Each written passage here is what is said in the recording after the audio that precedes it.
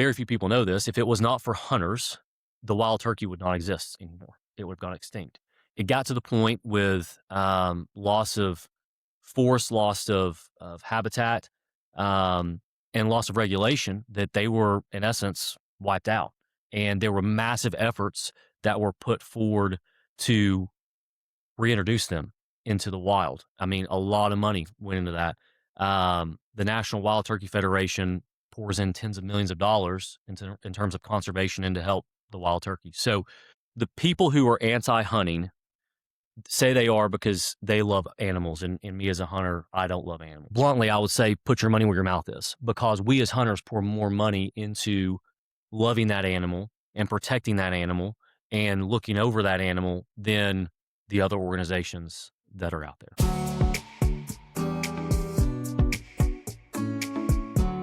All right, Zach Ivey, one of my oldest friends in life. Chase me down, fun. I have been friends with Zach since I was 5, I think. Yep. Or 4 or 5. 4 or 5, yeah. Yeah, one of my oldest friends. So you're finally here. I'm here. Got your lovely wife first. She Yeah. wasn't afraid. Yeah, she was not. Took She you a was not. minute. It took you going through everybody around me to get me here, but here we are. We're here. Now you're here. Yep. Okay, so I have never talked about this with anybody before, but it's super interesting to me. I want to talk about hunting. Yeah. Yeah. So we'll get into why I want to talk about it later. But first of all, who taught you how to hunt? Myself, actually. Okay. So I got into hunting when I was in college, probably 18 or 19. My love for the outdoors started when I was a kid. So my grandparents would take me fishing all the time when I would stay with them. And hunting just always fascinated me. My family is not a hunting family by any means, but it was something I wanted to try out. And this was before YouTube was a big thing and all the video education, I guess it's out there now. So it was a lot of research on my own. It was watching old hunting videos. It was looking online, reading articles. And so I am as self-taught as you can be, actually. Okay. And I feel like that's not typical. Most people are like taught by a dad or Yep. an uncle or a Yep. granddad or Yep. something. So that's cool. Yep. Okay. Did you start with gun hunting, deer, or something else? The first gun I had was a shotgun, and I attempted a turkey hunt. I had no idea what I was doing. Thankfully, I'm a little bit more knowledgeable now than I was. But then it transitioned to deer hunting, and deer hunting was my passion for a long time. And that's transitioned now. I still love deer hunting, but turkey hunting's my main thing that I love doing. Okay. Do you start with gun hunting, I assume, because it's easier, and then that's not challenging enough, so then you move to bow hunting? Is that how most people do Yeah, it? yeah, I think so. Okay. I think so. And also, there's some properties that I have access to that I can't gun hunt on. So whether it's within certain limits, city limits, that you can't shoot a gun, and so you bow hunt. And yeah, bow hunting is a lot more challenging. I don't bow hunt for turkeys. You can, but I don't really do that. It's not very common to do that. So I bow hunt for deer, and you experience the animal and the entire hunting experience in a lot closer and more unique facet than you would just gun hunting. Okay. Describe to me real quickly. I know it's not quick, it's really long. What you do to get ready to go hunting, and then what it's like when you go up and actually hunt. Day of, so if it's deer hunting, I would be looking at the wind direction. Deer are extremely smart. Their nose is unbelievable. Their eyesight's not as good. They're colorblind, but their nose is unbelievable. So I'd want to know the wind direction to understand what tree I need to get in, where the deer are typically going to come from. Why does the wind direction? Because they will smell you. Oh, Yep. okay. They'll smell you, and you won't ever see them. Okay. Yep. So you got to make sure you're picking a tree or a location where they're not going to smell you. And then a lot of practice goes into beforehand with bows, sighting the bow in, practicing the bow.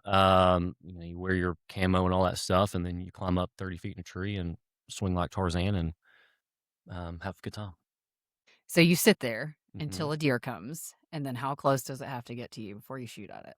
I mean, I would love a deer to be 20 yards, but 30 yards, I don't usually take a shot over 30 yards. Okay, and you Because your margin for error, I mean, you're aiming at something that is, in essence, as big as a plate, mhm, right? To make sure it's an ethical kill, and that's extremely important in and it has hunting. to be behind the shoulder?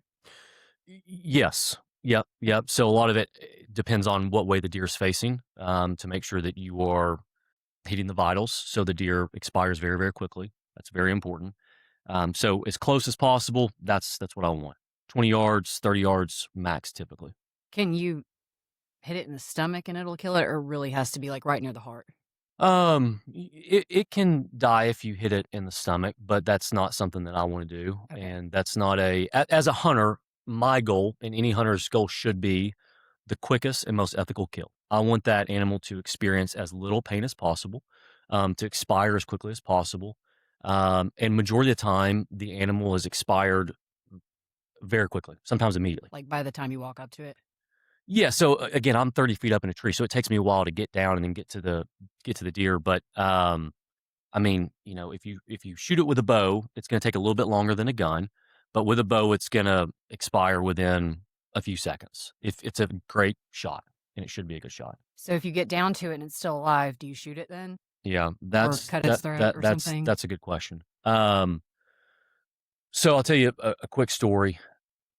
I've never told the story to anybody, so exclusive access for Alright. for you. Great. When I was really early on bow hunting, I took a shot and pulled the shot, and it hit the deer in a spot that was not an ethical shot, but it made the deer unable to move. Okay, so it was a spine shot. So basically, the deer is immobile, but it's not dead. And so I had to calm down, and go to the deer and shoot again at a very close distance and put the deer down. Um, it's a lot of people think that if you're a hunter that you don't feel anything for the animal and that you don't care. That's wrong. I would argue I care more about these animals than someone who is completely against hunting, I agree. and can debate that with anybody and happily debate that with anybody. But I don't know if you want to go into this in detail, but I want to. in Go essence, into it. yeah, I had to shoot the deer and I did this to myself, but I wanted to make sure that I felt as much remorse and pain as possible to make sure I didn't make that mistake again. So I sat there and watched the deer expire, and it was not enjoyable experience. But I did that to myself and put myself through that because I wanted to make sure that I put the pressure on myself, make sure that didn't happen again. And thankfully, that's not happening again. You're hunting at the end of the day, and mistakes can happen, and you can make a bad shot, and the animal can, experience more pain than you want it to. But the goal at the end of the day is to put as much effort as possible into making sure that you deliver a quick, clean death to that animal because that's what that animal deserves at Right. the end of the day. Yeah, I like dignity and respect. They're Yep, still living things. absolutely, Yeah. absolutely. Okay, I remember my ex one time was telling me that he had a similar thing, a bad shot, and the deer ran off, Hmm. and his dad made him track the blood Yep, through the woods to find it, yep. because it was a shot that was eventually gonna kill it, but he didn't wanna have, like, a long labored death for Hmm. this deer. And I remember being like, "Huh."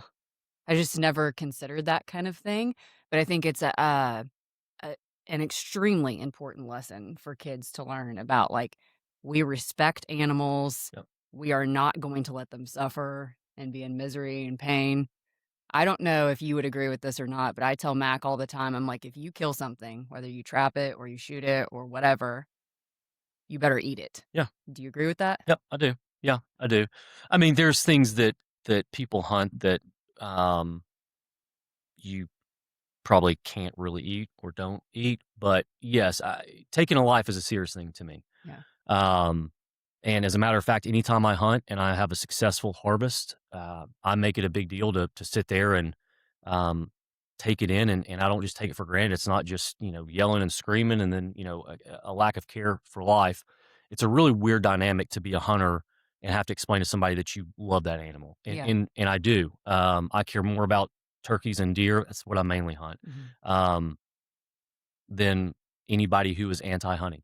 And I can prove that time and time again based on the knowledge I have for the animal, based on the money that I've given to make sure that they are taken care of and their habitat is maintained and they have whether it's improving current habitat, whether it's conservation, whether it's lobbying against government that's going to take away public land where those animals live and thrive.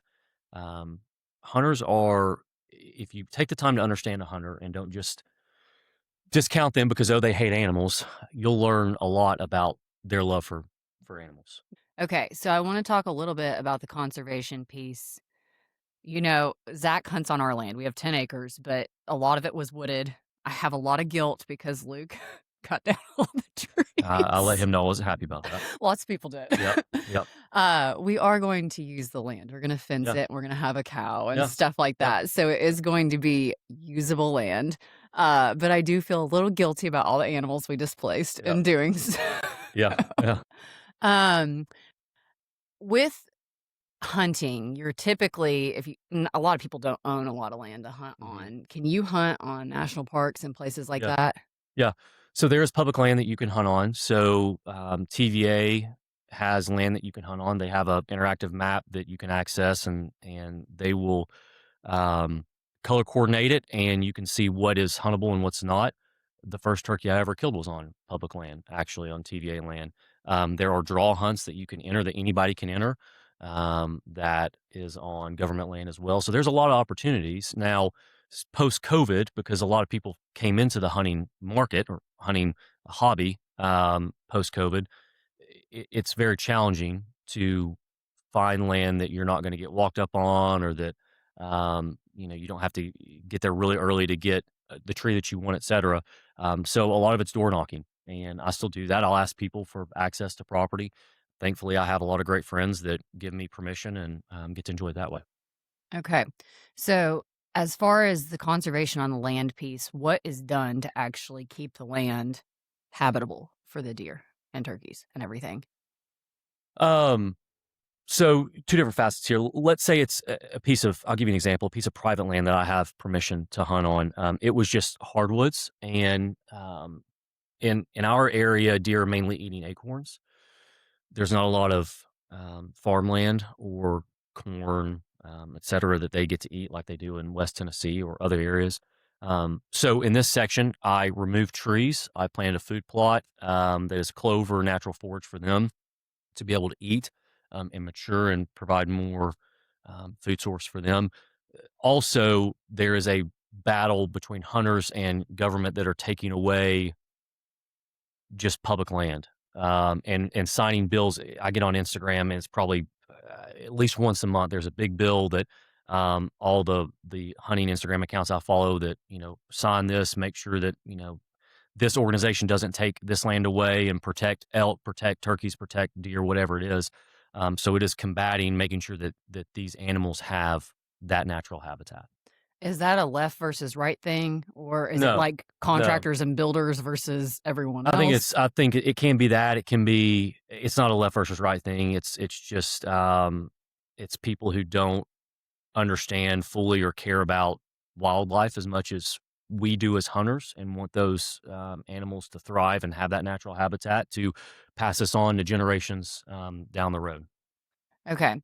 It appears to me in our area, East Tennessee, we have way too many deer. Is Mhm. that accurate? It's because, and I guess that's based on where I live. They're like ruining everyone's landscape and cars are hitting them all the time. Is that accurate or no? Yeah, it is. It is, especially in city limits. So a mature deer requires 3,000 pounds of food per year. That's a lot. 3,000. Oh Yeah, my that's a gosh. lot And of I food. didn't know they ate acorns. You taught Mac that the other Yeah, day, and I had yeah, no clue. What else yeah, do they eat? I yeah. mean, I know they eat Mainly corn. acorns. In this area, it's acorns. It's going to be your flowers. It's Yeah. going to be they can eat grass, natural forest, clover. So they're herbivores. They don't eat any meat. They correct. Yep, correct. Correct. Yeah. So to answer your question, yeah, they can feel very overpopulated. Deer can thrive in small little pockets of woods.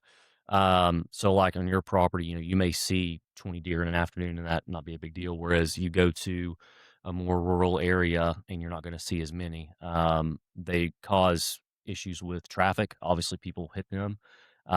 So it's very important to manage the population.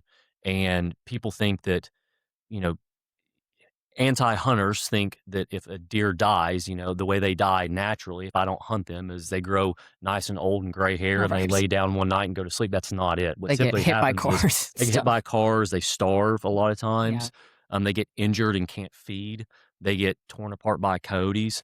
So the argument is for hunting would be that the death that we provide as ethical hunters is a quicker, cleaner death than the natural death that that deer is going to experience, um, if they grow old or if they break a leg or which happens all the time. And there's a lot of big influencers, YouTube influencers. The biggest one in deer hunting right now, he's out of Atlanta. He hunts Metro Atlanta. In his videos, he is. I mean, I hunt close to your house, but he's hunting and somebody's drinking coffee on the back porch. He's hunting in dilapidated areas and there's homeless camps, et cetera. And there's some massive deer in these areas, and they need to be managed, um, because they are, they're destroying things. It's car wrecks again. They're starving to death, et cetera. Okay. Explain to me how deer season works, and this might not have anything to do with deer season, but when I see tons of bucks running together versus where it's one buck and all the does, why does that happen? Yeah. It's the breeding cycle. So in summertime and early fall, they will be form bachelor groups is what we call them. So it'll be 3 to 4 to 5, whatever bucks. And they will run together. They're buddies. It's just like, me and Luke or whoever running together. And then the breeding cycle happens. So the does go into heat. It's time for them to be bred. And all of a sudden, the bucks get really, really jealous of each other and get really territorial. They will fight. Actually, as a matter of fact, while hunting your property a few years ago, I watched two bucks hurt each other a lot with their antlers. I mean, just going at it, butting heads, and one got gored in the side, and they get very territorial and very angry. So during the breeding cycle, which typically is mid-November in our area, they will break up, and then toward the end of the year, they'll group back together. Okay. And then how does hunting season work? Does that coincide with when like babies are born or when they're much bigger? Yeah, so hunting season, you have bow, muzzleloader, and gun season in Tennessee, and each state is different. Okay, so in Tennessee, we have um, bow season. We have a 2-day hunt in August, which is called velvet season. It's just for bucks on private land. And then actual bow season, I should know this. I think it's end of September is when that opens, and that goes until the second week or first week of November. Muzzleloader is a 2-week season, I believe. Um, and then Thanksgiving, I believe it's Thanksgiving weekend is when gun season, rifle season opens. And during bow season, you can only hunt with a bow. During muzzleloader, you can hunt with a muzzleloader and bow. During gun season, you can hunt with a gun, muzzleloader, and bow. In your opinion, should that season be longer, or in Tennessee, is it the right amount of time to keep the population where it needs to be? I think it's the right amount of time. Okay. Yeah, I think it's the right amount of time. But this is Tennessee is broken up into quadrants. So you've got sections in Tennessee that have different quotas. Okay, so if I go to West Tennessee, I can harvest 3 does per day. In East Tennessee, I can harvest during gun season. I can harvest 2 does per all of gun season in Knox County, for instance. So Tennessee does a really good job of segmenting it up based on the population in those areas of Tennessee. And then it's just an honor system of you tell them how many you've killed. Yeah, so once you harvest a deer, soon as you get to the animal before you move it, you get on your TWRA app and you log in exactly the specifics about the deer, male, female, if it's a buck, how many points it has, etc. How you harvested it, gun, bow, muzzle loader, and then the area that you harvested in. So you have to actually get a hunting license. You absolutely do. And is that hard? No, You just no, like fill out an no, application. no.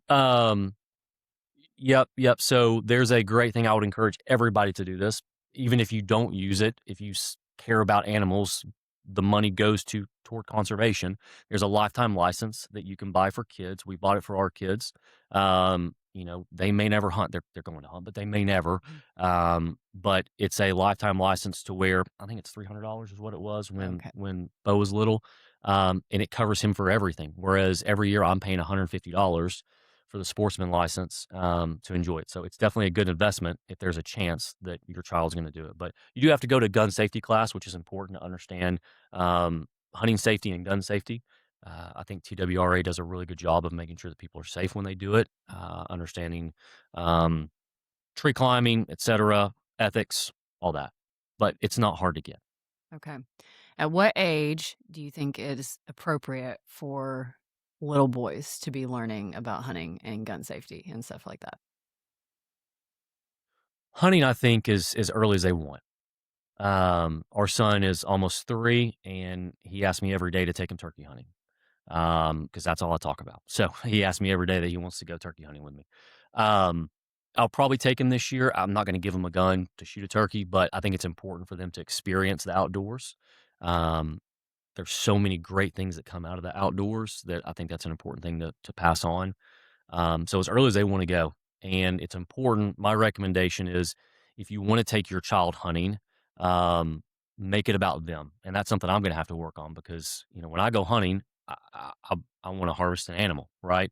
And I want to be quiet and I want to do things, my way. When you take a kid hunting, it's not that way at No, all. no. If they, scream and a bunch of deer run off or, you bust a turkey, then it is what it is. It's about them. You want them to have a good experience and grow up loving it. Luke is so ADD, hunting is like not for him. But were you there the day that he and Mac were in, where our flag is in the Mm. middle of our yard? Yeah. And they were like hiding under the tree. They had been down there, I don't know, maybe 20 minutes, not that long. And they start calling me. And I was like, oh my God, they've only been down there 20 minutes. Luke's like, hey, bring us Doritos and Gatorades. I walked down there. I was like, you two are not going to shoot a single deer. Like, there's no way. And Luke was like, yeah, but I spent an hour out here with him and we ate Doritos and Yep. drank Gatorades That's what matters.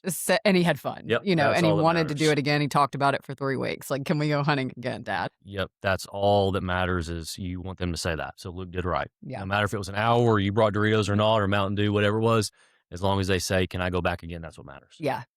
Okay. Do you think we're doing it right by letting him practice with the BB gun so young? He's 6, but we probably got it for him. He started when he was 5. Oh, I don't know if I want to get into gun stuff with kids and practicing. I think that's a parent by parent thing. Okay.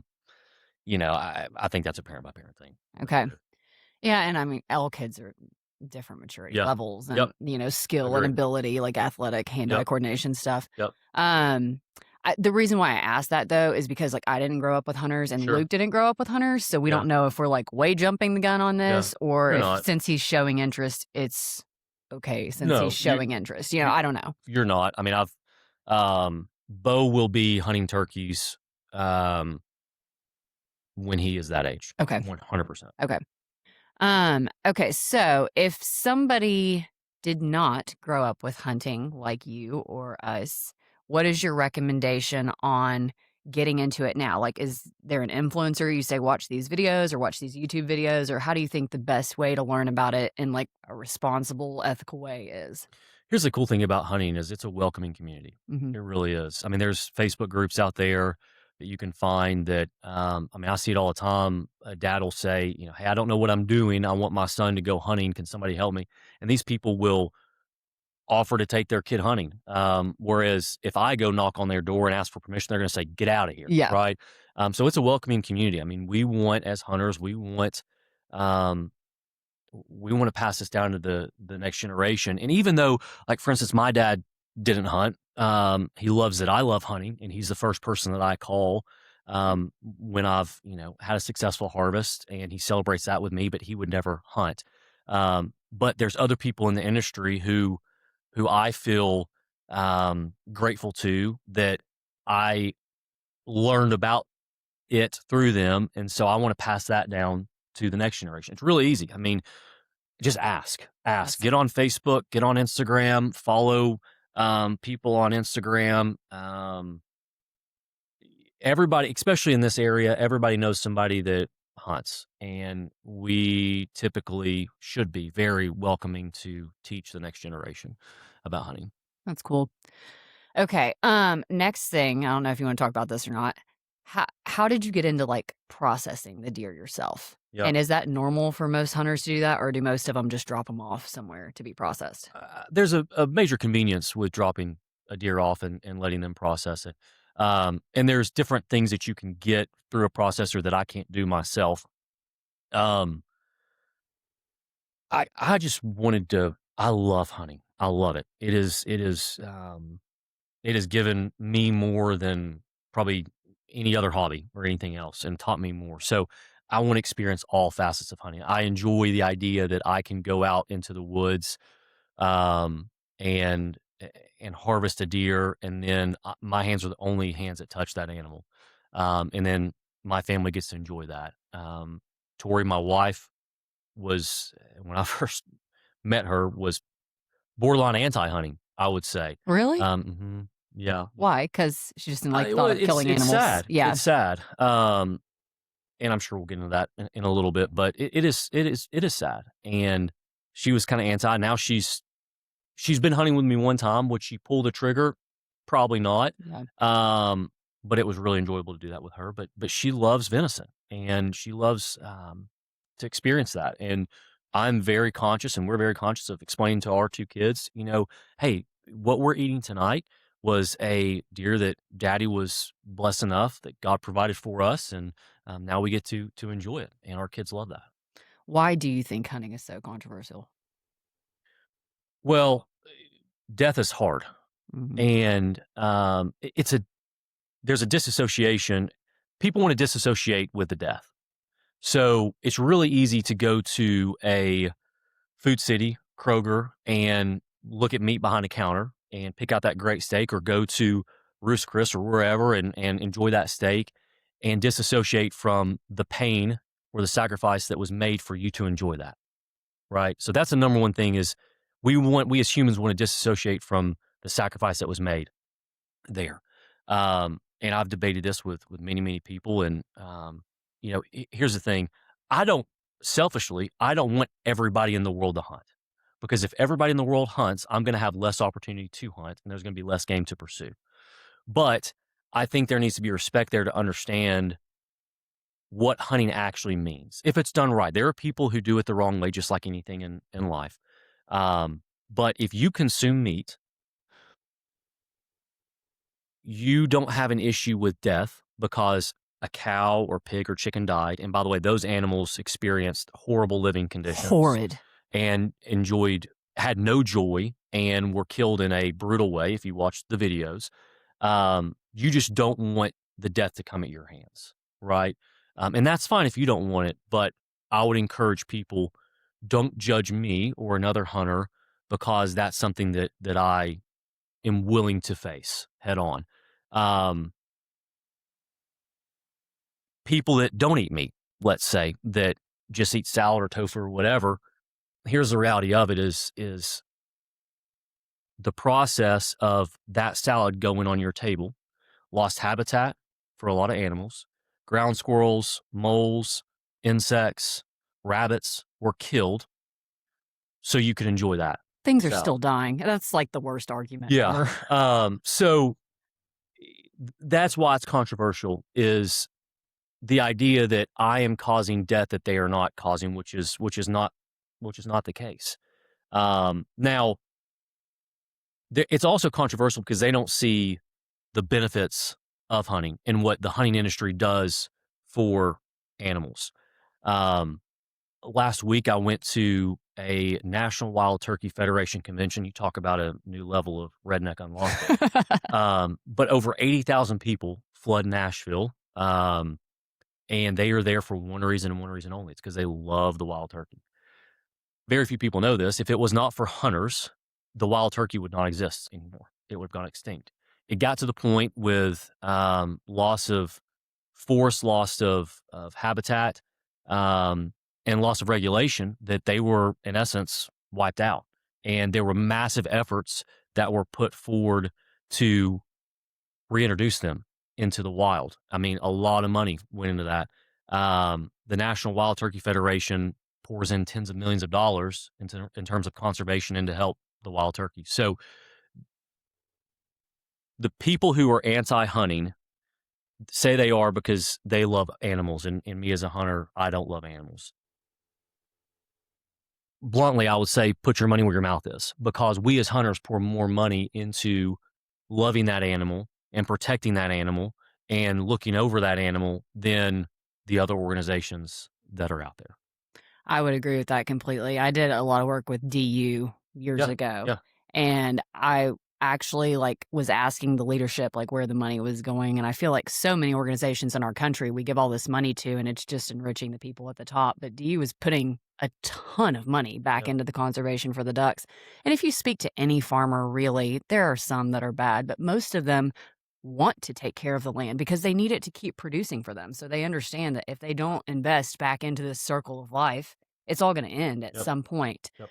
Um, the main reason why I'm so interested in hunting is having sons. As a mom, you realize very quickly you cannot really help your sons to be more masculine. That's, Mhm. like, something that has to come from a dad. And when Luke gets home and he spends just 10 minutes, like, wrestling with the Yeah, kids, I see huge impact in that. Like, it helps Mac to, like, get his energy out. He's learning how to use his body in a productive way. He understands, like, how much pain he's inflicting, what makes it fun, what makes it not fun, what keeps Luke engaged in the wrestling game. Like, if he's making Luke have more fun, then Luke will spend more time doing it. I view hunting, and I didn't grow up in a hunting family, but my dad also had a lot of daughters, so that wasn't like, a thing. But I view hunting as a really cool way that dads can teach boys to be more masculine and not I hate how our culture talks about like toxic masculinity all the mhm, time because I feel like if you are a hunter like you're describing yourself to be and like I believe most hunters are, you are killing something. You are training so that you can become good at shooting the bow or the gun or whatever you're using. But you are also teaching your kids about death, how to respect it, how to look at the sacrifice head on and not avoid it. And these are things that I believe that males have to pass down to their sons. Like, I can't teach Mac I can try to teach him those things, but I don't see it the same way that a male does. The way that I've tried to teach it to him is through our chickens. And I think that part of that he is learning because when one of our chickens dies, I make him go out and clean it up with me. Like, I make him face the death that happened. And, like, you're going to have to look at this dead animal, even though it's uncomfortable and you hate it. And I know that a lot of people think I should not do that. Like, he's too young. I make Charlie and Cooper do it too. But, the actual, like, skill that goes into hunting and the bonding that happens between a dad and a son or a dad and a daughter too, they not that girls can't do it. I think that those type of things to pass on masculine hobbies are being lost in our country, and that's why you have so many people that think that masculinity is so toxic, and I just feel that hunting is something that has so many benefits and values. You're outside, you're spending time together, you have to be bored. Like, you have to sit there and learn how to wait. These things that, like, men typically are not good at doing. mhm. I think it's so important, and so I wanna talk about it because I just think that people dog on it all the time or they think you're cruel or inhumane or whatever, and there's so many good things that come from it, but a lot of hunters don't really speak about it publicly. They just kinda do it in private, and then they, like, shy away from it because they don't want people to think that they're cruel or does that make sense at It all? does, it does. Yeah, I guess continuing down that, probably good for me to share the exact reason why I love hunting. Um, number 1 number 1 is I am closer to my creator and to God when I am outdoors. I experience him more intensely when I'm outdoors than I do anywhere else. I think church is important. I'm a believer. I think you should go to church, but my relationship with God has grown dramatically because of hunting. Um, I started doing devotion years ago. When you deer hunt, you walk into the woods, it's pitch black. climb up in the tree and you sit there in a tree and it's pitch black and there's nothing to do, except go back to sleep if you want to. So I would do a devotion in the morning. And you get to watch God's creation wake up and experience what he created in a way that very few people get to enjoy. Um, watching a wild turkey at 20 yards and enjoying the incredible colors. A lot of people think turkeys are ugly. They don't know what they're talking about. You look at the incredible colors that a turkey's feathers have, it is fascinating. And when I harvest an animal, I always spend time thanking God. Um, you know, there was a time in my life where we went through something really challenging when my daughter had some health issues, and that was right during turkey season. Um, and when we got through that, my escape was to go turkey hunting. Um, and me and God had some really challenging conversations when it was just me and him and the outdoors. Um, and it was the most beneficial thing I've ever experienced in my entire life. So it goes more than just the masculinity. Um, Enjoying God's creation is huge for me. And I want to pass that down to my kids. The other thing I love about it is the process. So it's not, people think it's just you go out and you kill a turkey, you go out and you kill a deer. There's so much that goes into it that people don't understand. The hours and days and months of scouting of, um, giving an example, turkey season's coming up in a few months. Before that happens, I have to sight in my shotgun. I've got to make sure I have um, the right shell. TSS load is what we use. I've got to make sure that everything's sighted in there. Got to pick the right choke for it. I've got to scout the properties that I hunt to understand where the turkeys are at. Um, I've got to practice my calls because in turkey hunting you communicate with the bird. It's fascinating to do. There are hours and hours and hours that go into that one moment. And as a matter of fact, I can't speak for everybody, but when that harvest happens, I actually have a little bit of sadness because it's over. I enjoy everything that leads up to that moment incredible amount until that animal has expired and then my hands are on that animal. That it's, there is a sadness there. There's a deep appreciation for the animal and the sacrifice that it made so that I could enjoy it. But the process is, and I think that's life. I think that's an important thing. Nick Saban talks about that. You got to enjoy the process. You can't just have the end goal of producing this or doing this. You got to enjoy all the work it takes to get to that moment. And because I had no one to teach me deer hunting, I hunted for years before I harvested a deer. Really? Years. I spent. I mean, that's embarrassing to admit now. People No. that see this that I know are gonna trust me. I'm gonna hear about it. But I spent years hunting before because I had no idea what I was doing. I had nobody to teach me. I had no idea to explain anything, and so I had to learn by being out in the woods to understand, you know, deer's movements and their patterns, etc. So, um, I bet that was one of your, like, top 3 most accomplished feeling moments in your life though, it right? was pretty big. Yeah, I yeah, mean, like, probably getting married and having your kid might yeah, not come yeah, before yeah, that, yeah, becoming a yeah. Christian, but, That's like that is very much ahead of deer hunting. But I remember when I did shoot my first deer, I called my dad immediately, and my dad's the guy that he doesn't want to see anything die. I mean, his heart breaks when he's so something sweet. dies. I love Mr. Ivey. Um, he is as manly as it gets, but he's got a big, big heart. But the cool thing with him, and why I mean, not everybody has to hunt, but at least understand it. When I called him and told him, hey, I killed my first deer, I mean, he was ecstatic. I mean, ecstatic. And that meant a lot to me. And I still call him, as much as I can when I have a successful harvest. But there are so many things that are crucial to understand in the hunting world. Patience, being an ethical hunter, there's a lot of people that are not ethical hunters. And you will learn very quickly when those people talk about their unethical behaviors, they are very much shunned and told, hey, that's not the way that we do this. What is an Um, unethical behavior in hunting? oh, hunting outside of season. Maybe in deer hunting, this happens far too often. People are driving down the road, they see a big deer and they shoot it and they drag it in the back of the truck and go on. That's not hunting. That's poaching. That's illegal. I have no respect for that and will discuss that with anybody that does that.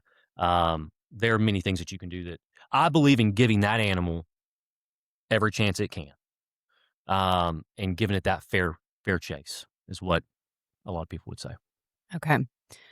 What do you think about all these guys that pay to go on hunts? I Yeah, it's don't really like that stuff. okay. So that's great question. I'm let's go really controversial here. Let's talk Okay. about paying to go to Africa to hunt Yeah. and killing a lion or an elephant or a rhino. That's what Right. I'm talking about. I don't Yep. like that Yep. stuff And at and, all. and I understand that. And would I do that? I can't really tell you if I would or not. Here's factual information with this. Um, Someone that pays to go on that hunt, here's the benefit that it provides. One, it costs a fortune to do that. Okay. That money directly goes to protecting those animals. So poaching is huge in Africa. You look at the rhino, rhinos are killed just for their tusks. Mhm. Okay. And they're disposed of in a horrific way. People that are caught poaching, they are given an option to either go to prison for a very, very, very long time in really rough prisons, or they can be converted to guides for these safaris or these expedition companies. Okay. They are also employed to track down other poachers to go against that. So the money that goes toward these hunts directly benefits that animal in a dramatic, impactful way that a lot of people don't realize. And yeah, it's uncomfortable to watch somebody on YouTube shoot a whatever it is. I agree with you there, but there is a benefit to it. And a lot of animals, Are the animals I guess I just always had the impression that these animals were endangered. Are they not? you can't hunt anything that's endangered. So So, like, they are will shut off elephants and they will lions shut not off the endangered? season. They will shut off the season. They will not allow you to hunt something that's endangered, okay? And a lot Mm. of times the hunting industry comes in and donates a lot of money to help that animal thrive and protect that animal, right? So, um, yeah, that's a really number one controversial thing, but there is a benefit to it, and it helps that animal, not that specific animal that's harvested, but a lion or an elephant or whatever. It helps protect them, um, a dramatic amount, believe it or not. So, do you think it's okay then? Like, I shouldn't be against that? I wouldn't tell somebody to not be against it. I mean, am I going to go shoot an elephant? No, I'm not going to shoot an elephant. That's not my enjoyment of hunting. Is the work that Zach Ivey puts in. Yeah. That I have to learn about every facet of turkeys and deer, whatever, to understand them. Not pay somebody to sit me down, and hey, shoot this majestic creature, right? And I don't know why I think this. This is very, like, PETA-y of me. I feel like on these That is something I never thought I would hear you and say. I'm the least PETA Uh, person in the world. you are. I don't know any of these people. I just feel like that if they're making so much money off of it, are they not baiting these animals into certain places and, like, doing shady stuff because It's they're making so much money off of it? if it's done ethically, it should be done within regulations. Okay. So, it can be done unethically too. Anything Yes. can be done unethically. Yes. Alright. Absolutely. Well, maybe I shouldn't have beef with it. No. I mean, look, I'm uncomfortable with it. Yeah. I don't like the idea of somebody shooting an elephant. And that's something interesting that I have that feeling. I guess I always thought, like, with the ivory trade, with pianos and all these Yeah. different things the ivory was used for, I thought that elephants were endangered. And maybe it's only specific, like, breeds of elephants that are still endangered or whatever. But every time I have seen, like, an elephant head, I'm just like, ooh. Yeah. Like, I feel like it's more just to show I killed an elephant than. Do Oh, you know what I I mean? I don't do. know. And it definitely Just get a is. little bit of ick from it. Yeah, and I do too. I do too. But just like anything in life, and we need to do better as a society of seeing the other side and hearing the other side. The comment with that specifically would be there are major benefits to that rich billionaire doing that. Yeah. and there are some really incredible things that go into that, and that meat is not wasted. It goes to very impoverished tribes that are in the area that don't have the access that we have to meat and food. There are benefits to it. I don't know if I'm going to do it, but there are benefits to it. Okay. Have you ever been on, like, a paid hunt out west or anything like that before? Will you ever go on one? Um, so paid hunt, that we have to put a definition with that. Or, like, There's a difference between a high fence. guided So, hunts? I don't know yeah, what the I have yeah. no issue with guides. Okay. Yeah, sign me up for a guide Yeah. because they know that area better than I will ever know it. Like I know my hunting areas better than anybody else knows them. So there is a benefit to that. Um, if if I'm going to hunt something that is not fair chase, that's where I draw the line. That's what I don't feel comfortable with. 'Kay.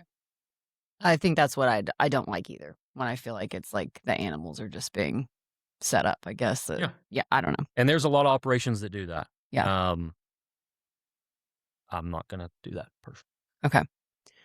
Alright, how do you and Tori negotiate your hunting time? I didn't have that on the question list, so we can No, cut it I did not. if you want me to.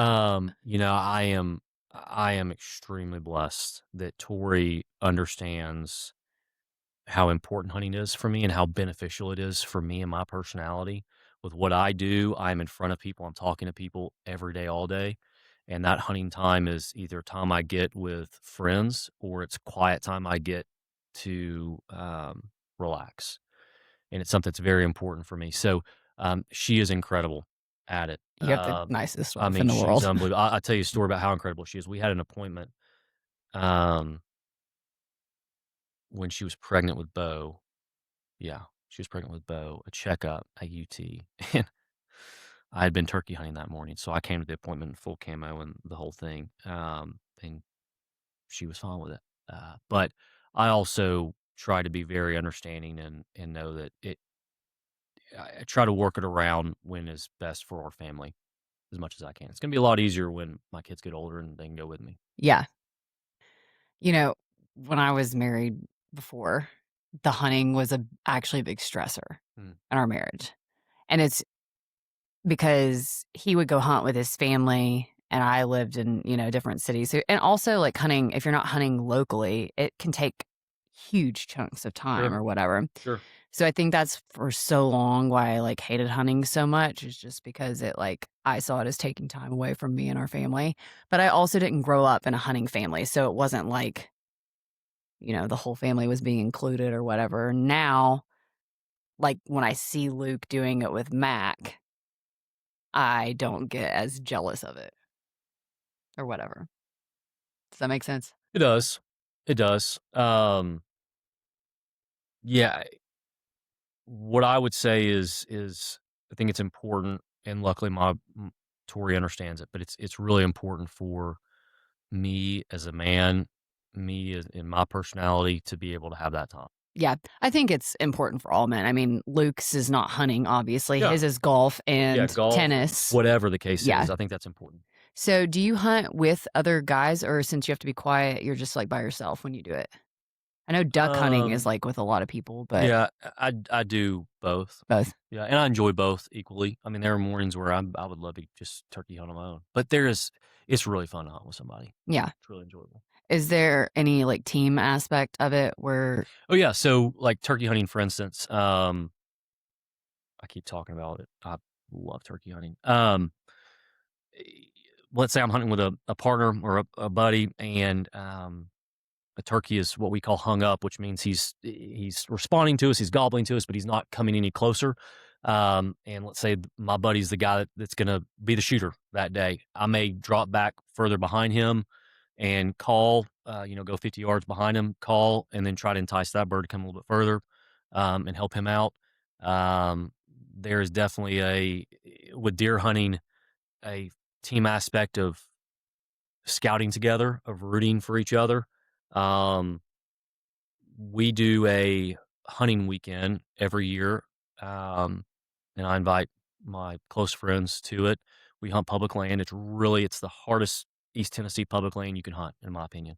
It's miserable, but we do it because it's fun, and, I'm rooting for them to have a successful harvest just as much as myself. Um, so, yeah, there is a team aspect to it in that way. Okay. I don't know if you wanna talk about this. I am interested in this specifically. Back to the process. Once you shoot a deer, when when do you start cutting it open and, like, draining the blood and doing the things that you have to do to, like, start processing it? Um, a lot of that is dependent on the weather outside, how warm it is, how cold it is. Um, if it's, freezing cold, in essence, you could not do anything with the deer for a day or whatever. But typically, once the deer is harvested or you have a successful harvest, you want to get to that animal as quickly as possible. You want to remove the internal organs, the guts, because that's what decomposes first and then ruins the meat. Um, so you remove those portions of the deer specifically. You just leave them in the woods for other animals to eat? Um, you can, or you can pack them up and take them somewhere, throw them away.